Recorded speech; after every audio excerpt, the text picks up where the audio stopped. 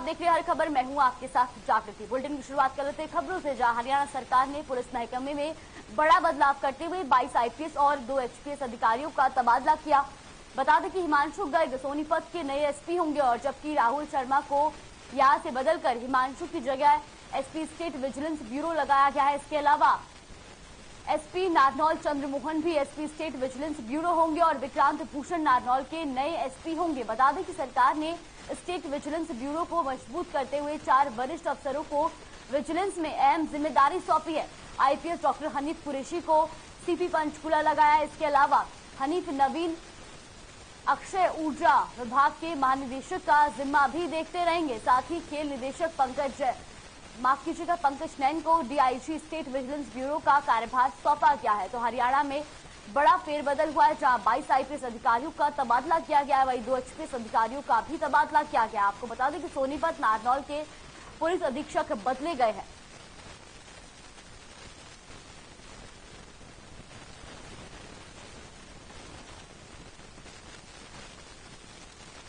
बुरहाना से कांग्रेस के विधायक और पूर्व मंत्री मोहम्मद इलियास के बेटे एडवोकेट जावेद खान ने जेजेपी का दामन थाम लिया है। बता दें कि दिल्ली में हरियाणा के उप मुख्यमंत्री दुष्यंत चौटाला ने जावेद खान और उनके सभी साथियों को पार्टी का पट्टा पहनाया और जेजेपी में उनका स्वागत किया। इस दौरान डिप्टी सीएम दुष्यंत चौटाला ने कहा कि पार्टी में शामिल हुए सभी नए साथियों को पूरा मान सम्मान मिलेगा और इनके आने से न केवल बुरहाना बल्कि पूरे नूर क्षेत्र में पार्टी को और मजबूती मिली है। तो कांग्रेस एमएलए के बेटे ने थामा जेजेपी का दामन, जावेद खान ने ली जेजेपी की सदस्यता। डिप्टी सीएम ने जावेद खान को दिलाई जेजेपी की सदस्यता।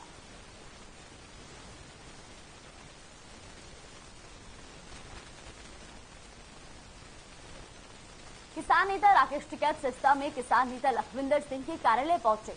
वहीं मीडिया से रूबरू होते हुए राकेश टिकैत ने कहा कि हरियाणा सरकार ने किसानों की 2 मांगों को पूरा किया है। हरियाणा में किसान आंदोलन के दौरान किसानों पर दर्ज हुए मामलों को सरकार ने रद्द कर दिया और किसानों को मुआवजा भी सरकार ने दे दिया है, लेकिन केंद्र सरकार ने अभी तक किसानों की मांगों को पूरा नहीं किया है। टिकैत ने आगे कहा कि कृषि कानून सहित तमाम मुद्दों को लेकर सरकार बातचीत के लिए आगे आए। केंद्र सरकार से बातचीत के लिए किसान संगठन तैयार है।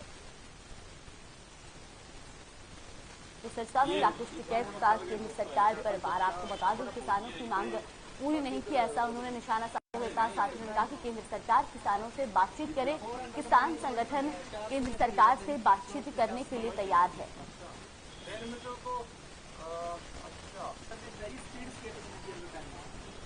नहीं, अभी कितना टारगेट होता है, ये इतना बड़ा टारगेट होता है, बाकी इधर देखो कुछ काम वे कहते हैं कि भाई हम कर रहे हैं, पर्चे जो दर्ज थे वे वापसी कर रहे हैं और कंपनसेशन दिया है, ये 2 चीजें वे कहते हैं। वो तो स्टेट गवर्नमेंट का था, लेकिन जो भारत सरकार को करना था उसमें कई सवाल अभी रह रहे हैं। एमएसपी गारंटी कानून पर कमेटी बननी थी, उसके लिए हमने एक चिट्ठी उनको लिखी, उस चिट्ठी का जवाब अभी उन्होंने नहीं दिया। हमको डर है कि 2 मेंबर वे हमारे रखेंगे 3 और 9 मेंबर वे या 8 मेंबर वे सरकार के पक्ष के रखेंगे। बहुमत के आधार पे वो कमेटी को जो प्रस्ताव उसमें आएंगे वे बहुमत के आधार पे हमारा पक्ष नहीं वहां पर सुनेंगे। हमने ये कहा कि कितने उसके मेंबर रहेंगे, क्या उसका कार्यकाल रहेगा, कितनी उसकी पावर रहेगी, कितना टाइम रहेगा, कौन उसका अध्यक्ष रहेगा, ये हमने उसके रेफरेंसेस क्या रहेंगे वो हमने पूछा उनसे, अभी वो हमें बता रहे हैं। ये हमारे उनसे सवाल है। 10 मीटर तो अच्छा वेरी स्पीड स्केटिंग में नहीं, अभी कितना टारगेट होता है, ये इतना बड़ा टारगेट होता है, बाकी इधर कितने 400 में ये 400 में से ले जाता है 385 के बीच। 10 मीटर तो अच्छा वेरी स्पीड स्केटिंग में जम्मू कश्मीर के काकापुरा में हुए आतंकी हमले में शहीद हुए सुरेंद्र अहलावत का पार्थिव शरीर उनके गांव भमबेवा पहुंचा, जहां सैनिक सम्मान के साथ अंतिम संस्कार किया गया। इस दौरान सुरेंद्र की अंतिम यात्रा में सैकड़ों लोग शामिल हुए। वहीं आरपीएफ के जवानों ने मातमी धुन के साथ हवाई फायर कर शहीद सुरेंद्र को अंतिम सलामी दी और 18 साल के बेटे सिद्धार्थ ने मुखाग्नि दी। बता दें कि शहीद सुरेंद्र के अंतिम संस्कार में राज्यसभा सांसद दीपेंद्र सिंह हुड्डा, विधायक रघुवीर सिंह कादियान, विक्रम सिंह कादियान, विधायक बरगास कुंडू, जय सिंह अहलावत और प्रशासन के आला अधिकारियों ने श्रद्धांजलि दी। तो झज्जर में आरपीएफ हवलदार सुरेंद्र सिंह अहलावत को अंतिम संस्कार में श्रद्धांजलि देने के लिए सरकार के भी कई बड़े नेता पहुंचे। आपको बता दें कि उनकी अंतिम यात्रा में उनके गांव के भी सैकड़ों लोग शामिल हुए। तो वहीं उनके 18 साल के बेटे ने उनको मुखाग्नि दी। झज्जर में शहीद का अंतिम संस्कार हुआ। सिरसा में पुलिस ने एक नकली डीजल बनाने वाले गिरोह का पर्दाफाश किया है। साथ ही गोदाम से लगभग 75,500 लीटर नकली डीजल जब्त किया है। इस सिलसिले में 2 आरोपियों को गिरफ्तार भी किया गया है। पुलिस ने यह कार्रवाई एक गुप्त सूचना के आधार पर की है। जब्त किए गए नकली तेल को ट्रकों, ड्रमों और टैंकरों में रखा गया था। गिरफ्तार आरोपियों की पहचान आदमपुर निवासी सेल्समैन दीपक और राजस्थान के रहने वाले रमेश के रूप में हुई है। हरियाणा पुलिस के प्रवक्ता ने बताया कि आरोपी अपने गोदाम में बेस ऑयल, पैराफिन और मिनरल तारपीन का तेल मिलाकर नकली डीजल तैयार करते थे। प्राथमिक जांच में 2 अन्य लोगों के शामिल होने का भी खुलासा हुआ है। पुलिस आरोपियों के खिलाफ मामला दर्ज कर आगे की कार्रवाई शुरू कर चुकी है।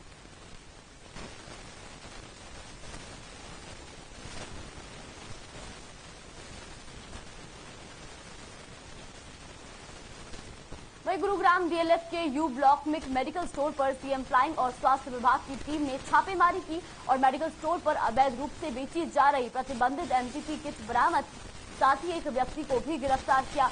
आपको बता दें कि स्वास्थ्य विभाग की तरफ से इस दावा पर पूरी तरह से प्रतिबंध लगा इस दवा पर पूरी तरह से प्रतिबंध लगा हुआ है, लेकिन डीएलएफ के यू ब्लॉक मेडिकल स्टोर पर 1000 रुपए में एमटीपी के किट अवैध रूप से बेची जा रही थी, जिसके बाद इस मेडिकल स्टोर को सील कर दिया गया और पुलिस आगे की कार्रवाई में जुट गई है। तो सीएम फ्लाइंग टीम की बड़ी कार्रवाई देखने को मिली है, जहां डीएलएफ के यू ब्लॉक में सीएम फ्लाइंग टीम ने मेडिकल स्टोर पर रेड मारी और अवैध रूप से बेची जा रही एमटीपी किट भी बरामद की। इस पूरे मामले में सीएम फ्लाइंग टीम ने 2 आरोपियों को भी गिरफ्तार कर लिया है।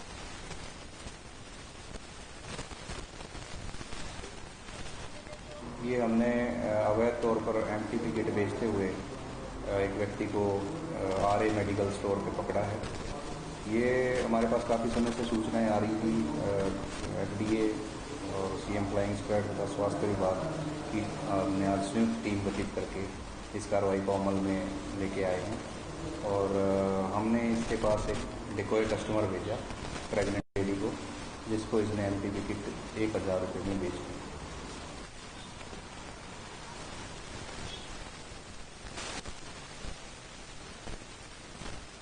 वहीं नारनौल में एक महिला ने अपने 3 बच्चों सहित आत्महत्या कर ली। दरअसल गांव दुबलाना में एक महिला ने पहले तो अपने 3 मासूम बच्चों को पानी में डुबोया और फिर खुद भी डूबकर खुदकुशी कर ली, जिसके बाद घटना की सूचना मिलते ही मौके पर पहुंची पुलिस ने शव को कब्जे में लेकर पोस्टमार्टम के लिए नागरिक अस्पताल भिजवाया। बताते चले कि मध्य प्रदेश के छतरपुर की रहने वाली मृतका अपने परिवार के साथ महेंद्रगढ़ के गाँव दुबलाना में किराए के घर में रहती है और उसके पति राम सेवक कुशवाहा भी राजमिस्त्री का काम करता है। आपको बता दें कि राम सेवक ने अपनी पत्नी से काम पर चलने की बात कही थी, लेकिन उसने काम पर जाने से मना कर दिया। देर शाम जब वह काम पर से वापस लौटा तो पता चला कि वाटर टैंक में महिला और बच्चों की लाश पड़ी हुई है। फिलहाल पुलिस पूरे मामले की जांच में जुट गई है।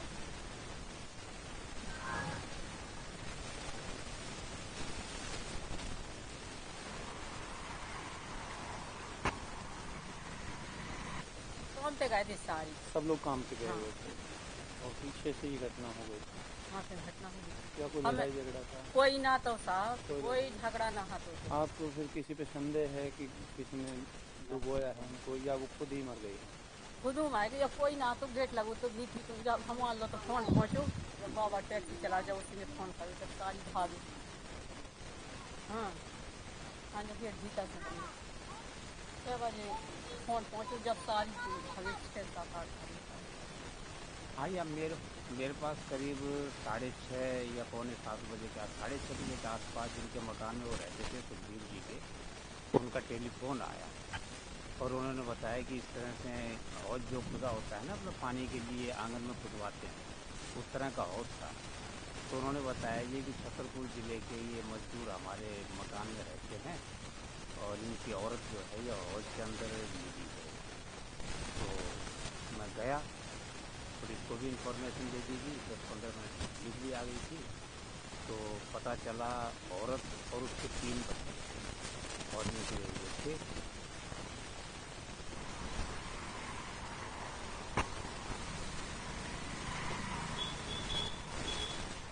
नगर पालिका के चेयरमैन सुधीर लोहाना पत्रकारों से रूबरू हुए और जानकारी देते हुए बताया कि नाथद्वाम कस्बे के विकास में बाधा डालने के लिए ओछी राजनीति कर कुछ लोग गुमराह कर रहे हैं और कस्बे के विकास में रोड़ा बनकर अटके हुए हैं।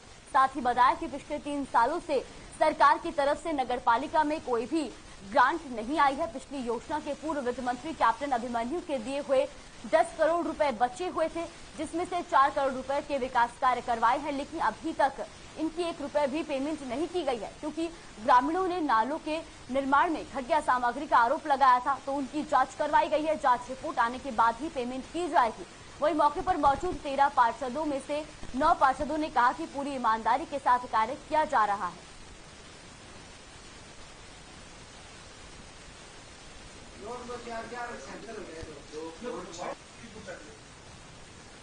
नारायण में बड़े 3 टेंडर लगाए थे। एक तो ये मेन रोड का था, जो था 2 करोड़ 42 लाख का, और एक था सीसी का, और 2 68 का है, एक और था दोनों साइड के नाला का, वो भी 2.5 का था। टोटल में 7.5 करोड़ रुपये काम बना थी।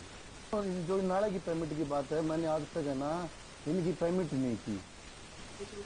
इसकी जी कंप्लेंट होती थी, जो जिसकी जब भी मेरे पास किसी का फोन आता था, मैं अपने कर्मचारी को भेज के मौके पे दिखाता था उसको, देखो जी इसमें क्या चल रहा है।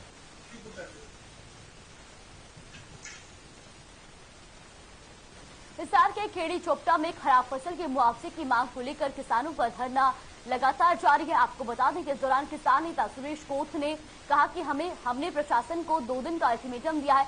अगर 2 दिन में इस मुद्दे को हल नहीं किया गया तो खेड़ी चोपटा धरने पर सभी खापों और सभी किसान संगठनों की मीटिंग होगी और उसमें कोई ठोस निर्णय लिया जाएगा। बता दें कि हिसार की बालसमंद, आदमपुर और खेड़ी चोपटा तहसील क्षेत्र में प्रशासन ने खरीफ की फसल में हुए नुकसान को शून्य का दिखाया है, जिसके कारण किसानों को मुआवजा नहीं मिल पाया। लेकिन इस बीच प्रशासन ने दोबारा रिपोर्ट तैयार करने के लिए कमेटी बनाई, जिसमें किसानों का नुकसान होना बताया, जिसके बाद अब किसानों ने प्रशासन को 2 दिन का अल्टीमेटम दिया है।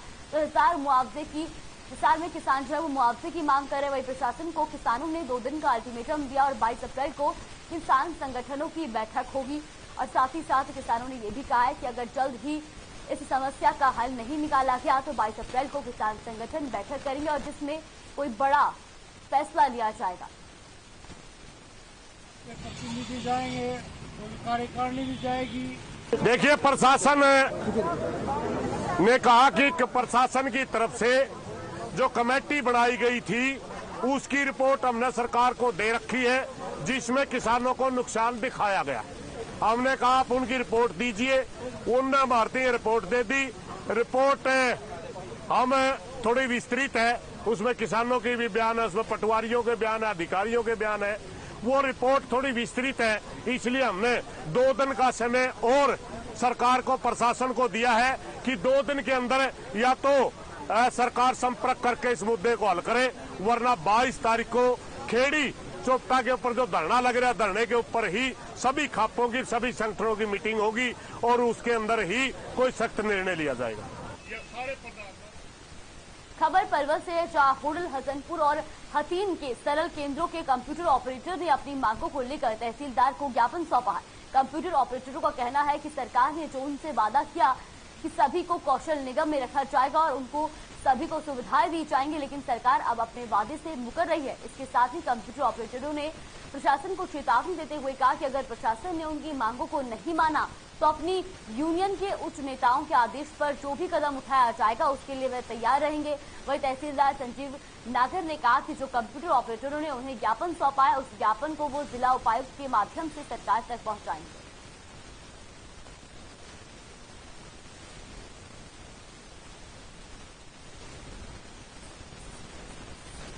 हमारी मांग ये है कि जो भी DITS के कर्मचारी हैं, चाहे वो DITS के माध्यम से लगे हो या आउटसोर्स के माध्यम से लगे हो, सरकार उन सब पे DITS के जो बायलॉज हैं उनको लागू करे।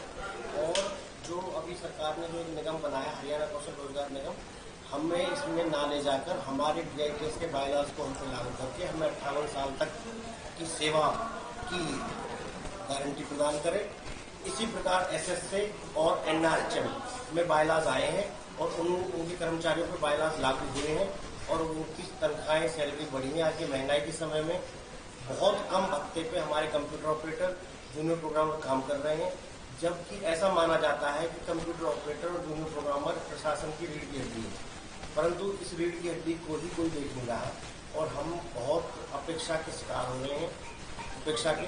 और बस आपके माध्यम से सरकार से ये कहना चाहते हैं कि हम दिन रात बहुत लगन के साथ मेहनत करके सरकार की सारे प्रोजेक्टों को बहुत ऊपर ले जा रहे हैं। सरकार कई बार हमारे जो IT विभाग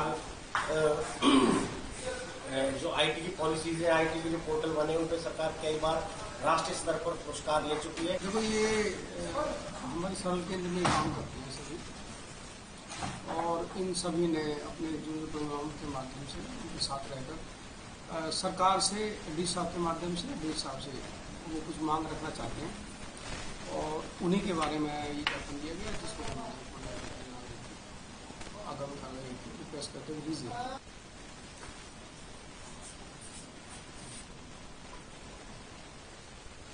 फतेहाबाद की रोडवेज डिपो पर युवाओं ने हंगामा कर दिया। आपको बता दें कि आवेदन करने आए युवकों ने आवेदन पर लगी रोक से नाराजगी जताई है। कौशल रोजगार पोर्टल पर चालक, परिचालक और अन्य पदों की भर्ती के रजिस्ट्रेशन के लिए आवेदन मांगे गए थे। युवाओं का कहना है कि आवेदन की अंतिम तिथि 21 अप्रैल है, लेकिन इससे पहले ही आवेदन लेने पर रोक लगा दी गई है। हंगामा कर रहे युवाओं में सिरसा से और फतेहाबाद के आसपास के युवा भी शामिल है। तो फतेहाबाद में रोडवेज डिपो पर युवाओं ने जमकर हंगामा किया, वही नौकरी के लिए आवेदन करने पहुंचे युवाओं ने ये हंगामा किया है।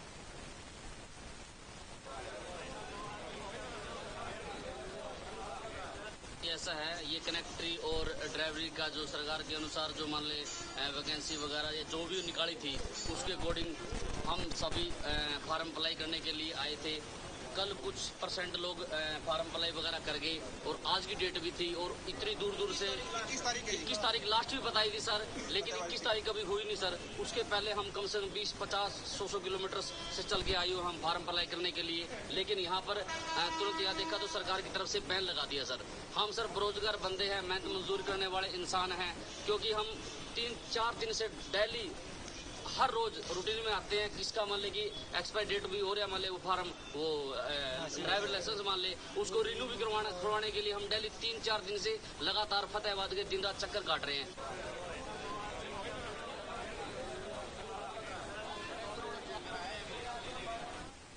सियासत की SYL ऐसा हम इसलिए कह रहे हैं क्योंकि सतलुज यमुना लिंक, जिसे हरियाणा की जीवन रेखा कहा जाता है, एक ऐसा मुद्दा जो हरियाणा की राजनीति में हमेशा रहा है। क्या है इस मामले में नई अपडेट, आप भी देखिए।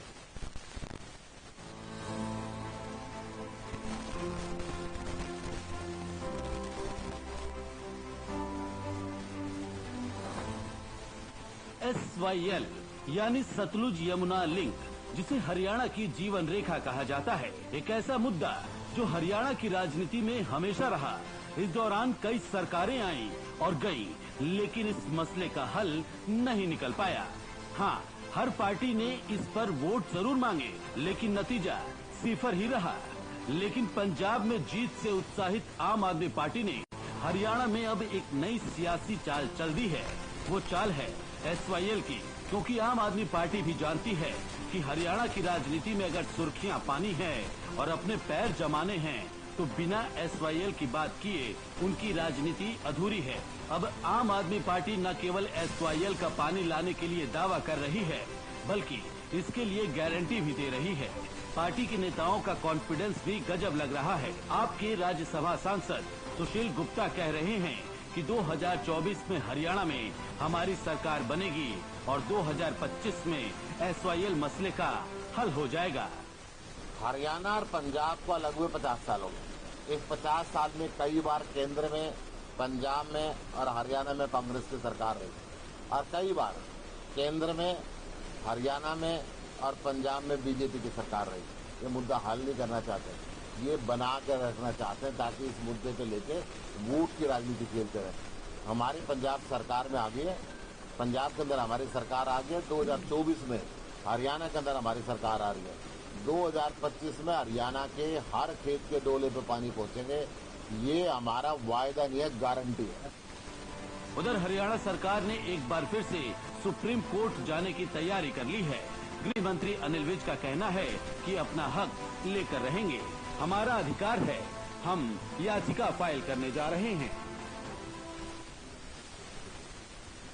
ये तो वो हमारा अधिकार है, वो हम कर सकते हैं और वो हम करने जा रहे हैं। बाकी पंजाब में नई सरकार बनी है और बनते सारी उन्होंने चंडीगढ़ की मांग की है और उनको समझ होनी चाहिए कि चंडीगढ़ का मुद्दा SYL के साथ जुड़ा हुआ है। अगर वो चंडीगढ़ लेना चाहते हैं तो SYL बनानी शुरू कर दें और हिंदी भाषी क्षेत्र हमें ट्रांसफर कर दें, तो कोर्टों के चक्कर में जाने से सब बच जाएंगे। वहीं कांग्रेस बेशक अपने कार्यकाल में SYL पर कुछ खास न कर पाई हो, लेकिन कांग्रेस का दावा है कि अपनी हक की लड़ाई वो लड़ेगी और सरकार पर SYL के पानी को लाने के लिए दबाव बनाए रखेगी।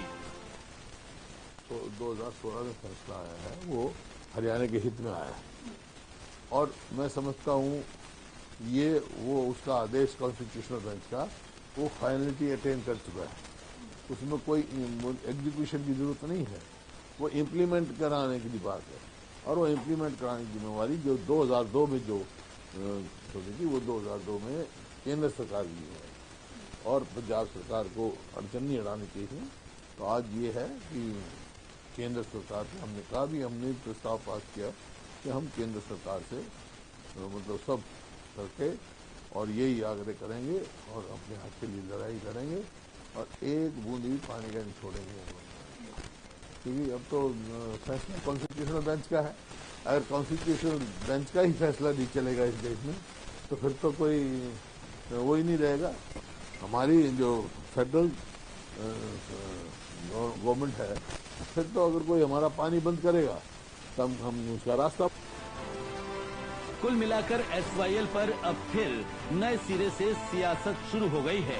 सभी के अपने अपने दावे हैं, लेकिन किसके दावों में कितना दम है ये समय ही बताएगा, क्योंकि दावे तो पहले भी हुए लेकिन ये दावे दावों तक ही सीमित रह गए। वो कहते हैं ना कि दावे हैं, दावों का क्या। ब्यूरो रिपोर्ट, हर खबर। फिलहाल के इस बुलेटिन में बस इतना ही। बने रहिए हमारे साथ। नमस्कार।